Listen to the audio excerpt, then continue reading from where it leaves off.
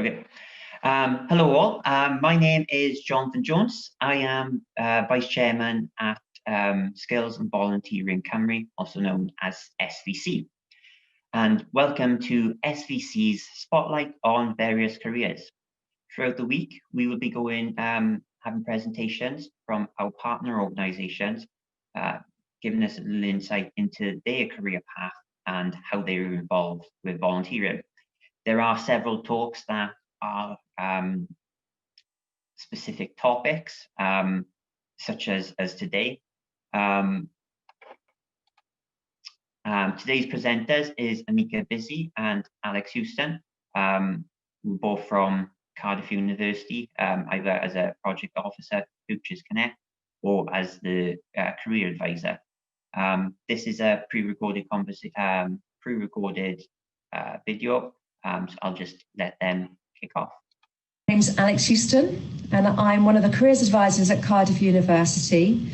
And I'd like to spend some time summarising and supporting you on how to reflect your voluntary experience effectively in the view of writing an effective CV and supporting statement.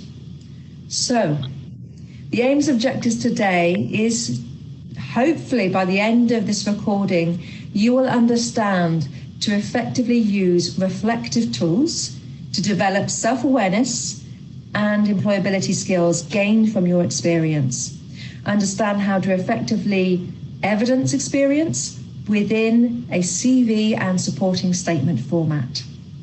So, the benefits of reflecting are really, hopefully, obvious. Reflection can really help with self-awareness. It can help you identify your strengths, your weakness, and where you want to go in the future, your career goals. It also helps to improve your employability, so developing your strengths and developing your techniques. Identify what skills you have utilised and developed, and build on your self-awareness of what steps you might need to take to develop those weaknesses and improve them. So it also avoids forgotten instances and details which can be used at the application stage. So really reflecting during your experience can really help answer questions at the interview stage. It also helps you effectively and positively communicate your experience to others about why you want to go in a specific career area. So I'd like to provide an example of a placement that was advertised at SVC. And I'd like you to go through this and read through it. And in a moment, we're going to have a look at how somebody who's had that experience can communicate what they learned and developed in a CV and supporting statement. So you may not have had anything to do with this type of experience. However, the information and the techniques are all transferable to other opportunities you might be interested in. So moving on, this is the type of responsibilities that this student or person was involved in doing. And now we're going to look at a CV example of evidencing their experience. Now I want you to have a quick read of it and have a bit of reflection of what they could have done to improve it. What is not quite right about evidencing this experience? Now, obviously you can pause there at any time. So the key thing that I would have said is that the description is fine. You know, it's really good and really important to explain what the purpose of the job is straight from the beginning. Sometimes the habit is to go straight into your responsibilities, and actually you do want to explain what the job involved. But the other half of the explanation is it's very passive and very objective. So in other words, where they say strong communication skills and adaptability was required to improve the optimal level of attention and support to each patient, fine, the latter half, but the first half is saying that you're required to do it.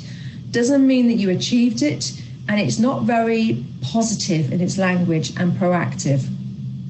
And the last sentence says, responsible for ensuring that independence of participants was achieved.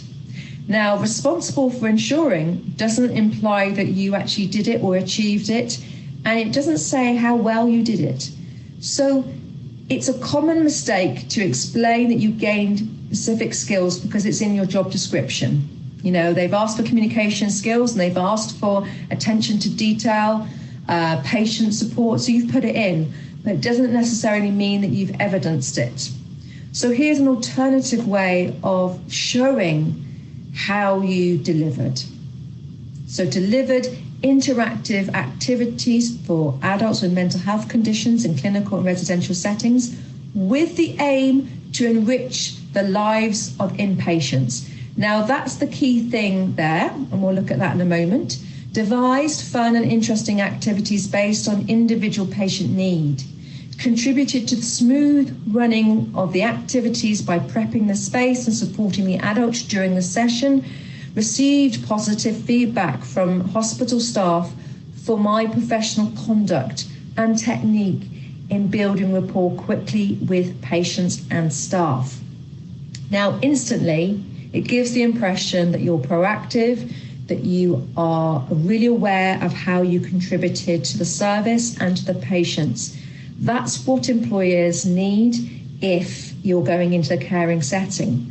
Obviously, you change it depending on a different field you're going into, but this is the key thing that that person has done to really ensure that they've met the area they're interested in. And also the layouts. So at the top there, it says an NHS mental health, that's the place, and the actual role is the SVC befriender. Now, in some cases with voluntary experiences, they don't often have a title, but what you can do, you can give yourself a title on summarising what your main responsibility is. So it really helps the reader to instantly know what your kind of role is. Obviously, I haven't highlighted that it's a befriender with a capital letter. That's a bit of a mistake on my part. But also, you haven't done 6 months, you've actually put the date, and that's really important in a CV setting. So the key thing to highlight is the word interactive. It says quantifiable stuff, interactive, that you have done that. The aim to enrich the lives. That is more of a focus of achieving what the aim of the service was. So it really helps them understanding that you achieved that goal. Even if you don't want to go in that profession, it shows that you're able to achieve the goals of an organisation. Interesting activities, that's what you did. Smooth running, professional conduct, that's the reflection. It's really useful to actually kind of summarise what the role was, the aim of your role, and then the activities that you achieved and the outcome. So that's a really good structure on how to evidence your experience. But you've also put in the reflective, which is professional conduct and technique in building rapport. Now, and obviously with the patients and staff. So you've included staff because obviously employers really like you getting on with staff as well as patients as well, and that's really important. So it's not a perfect example, but it's just generally how you can improve and using reflection to help you evidence what you have got to offer as an individual. So that's the CV example. Another example, taking the same experience and putting it in a supporting statement. So I won't read this out. Feel free to pause it to read it. But I just want you to think about how they could improve this again.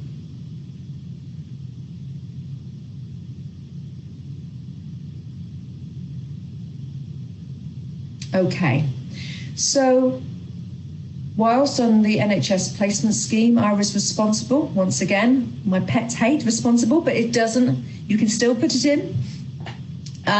The key thing is in this placement, I had to. I see this a lot and I really like you to avoid it. I had to doesn't say anything positive about you. You had to do it.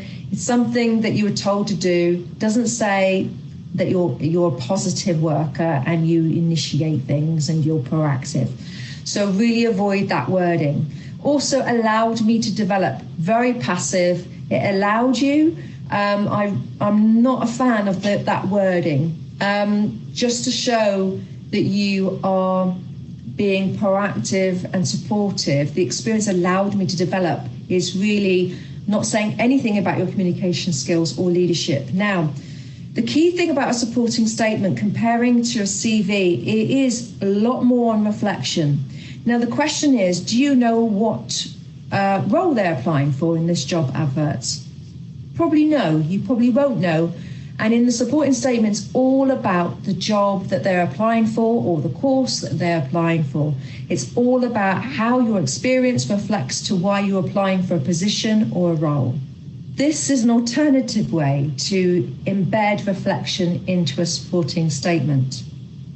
I won't read this out once again, but have a little think about the key things that have changed.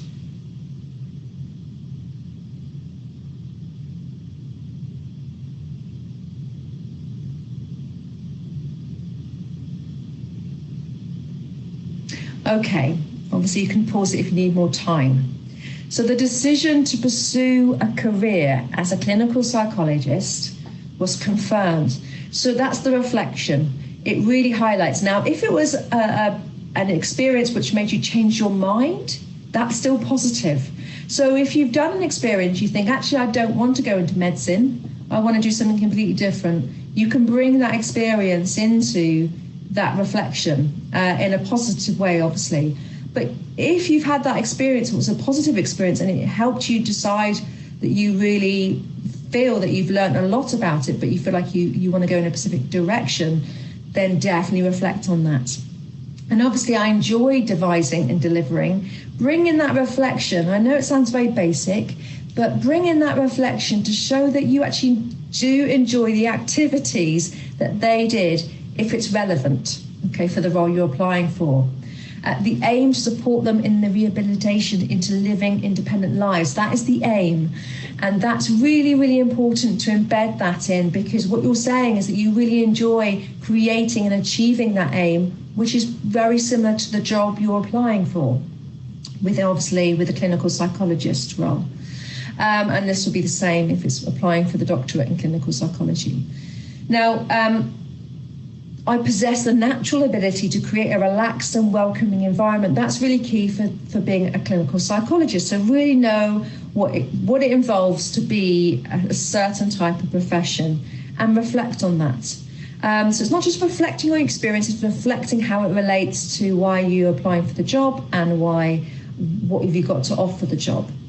I enjoyed using my interpersonal and creative skills, quantifying yourself and ensuring any challenging behaviour was met, so you achieved the biggest thing that can be a biggest challenge really with this type of role, where you have to address it in a very calm and professional manner. So it shows that you have strong ability to work in this role.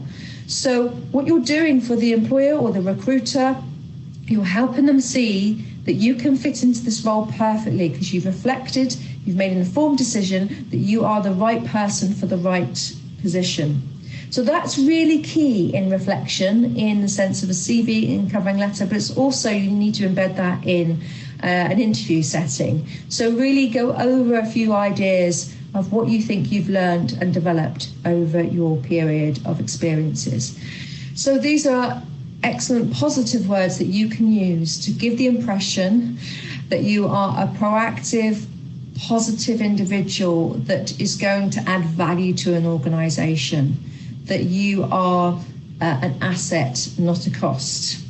So that's the key thing. So let's move on about some key tools that I can share with you to help you, encourage you to reflect, ideally during your experience. If you finished your experience you've done in previous years, that's fine, but I want you to go over them in more detail. So yes, you want to reflect on your whole experience, but I would also reflect on individual instances within that experience. So break it up a lot more. So let's say if you were in a hospital environment, let's say as an example, you want to pick out elements where you went above and beyond, where you had a challenging situation, where you help somebody by adjusting your communication skills, those sort of things. Those sort of questions comes up a lot in interviews and applications. So break it down. What happened in a huge amount of experiences? Talk about what happened. When did it happen? What was the circumstance? That side of thing. And how did it make you feel? How did it make other people feel? The empathic side of things. Then evaluate it. So what was good about what happened? What was bad about the experience? It could be about your experience, but it can also be the impact that you made, you think, bad or good. And what sense can you make out of a situation? So the analysis, what could you have done differently? That happens a lot in an interview situation. Doesn't mean that you're going to put that in a CV and supporting statement, but it really will help you to summarize the experiences, specifically if you've got a specific question in an application form. Conclusion, what else could have been done? And if it arose again, what would you do? This really, really helps with interview scenarios. So really have a little think about all the different experiences that you've had on a placement, an experience opportunity, and break it down into more detail. Now, another effective tool I would encourage you to do is, now this is just a template that I've devised, but it doesn't necessarily mean that you need it. The key thing I would encourage you to do is look at a job you'll really want in the future, the type of area you're interested in. Go on to, let's say, prospects or an information site about a specific career and cut and paste the skills you need to do in that role and rank yourself. So at the moment, if you haven't had your experience yet, I want you to rank yourself and break down specific things that you need to do the job well for the future job, and identify the types of skills that you need to do the job, and then rank yourself, 1 being not very good at the moment, 2, 4 being excellent. And what I would like you to do whilst you're on your placement is actually rate yourself or write down evidences that will show that you demonstrated this specific experience. And don't just break it down as self-management, just go into, okay, independently ask for feedback and acted upon it. So really break it down to smaller chunks of specific skills. And then after your experience, then you can rank yourself about 1 to 4, 4 being the highest that you've moved. So you can just reflect on progression, movement, how you've improved and why you think you've improved. So that will really, really help you. So key thing to do is look at the jobs you're kind of interested in or sectors and actually identify what skills are needed for that role, and then reflect on how that experience that you're in now has helped you in the future. So the key thing is the tips of reflection. We do not learn from experience, we learn from reflecting on experience. So that's the key thing I would say. But definitely put some time aside. It's very easy to get sucked into daily activities but forget to do that reflection. So maybe at lunch hour or in the evening, just have 10 minutes to maybe an hour if you really are behind, reflecting on specific experiences. Be both objective and personal on experiences, because you never know when you might need either or. It's really, really important. So reflect on other viewpoints as well. That is really important. Employers like how people have reflected on what they could have done differently and their impact on other people and service users. So reflect on your impact on you, others, and service. Lessons learned, steps to move forward and taking action. Those are the key things I would say on moving forward. So to conclude, hopefully by listening to this talk, you have understood how to effectively use reflective tools to develop self-awareness and employability skills. Understood how to effectively evidence experience within a CV and a supporting statement format. I just want to say thank you so much for your time and attention, and good luck, and obviously use the support that you can access on getting feedback on your CV and supporting statement in the future. Thank you for your time. As I said before, this video will be posted online through Flipgrid. So if you want to rewatch the video, you can watch it back there. If you want to post any comments, you can either do it through the chat here or post it on Flipgrid, and we will get back to you as soon as possible. If there's no other questions, I will end the sort of presentation there. Thank you for attending, and then I hope to see you all soon. Goodbye.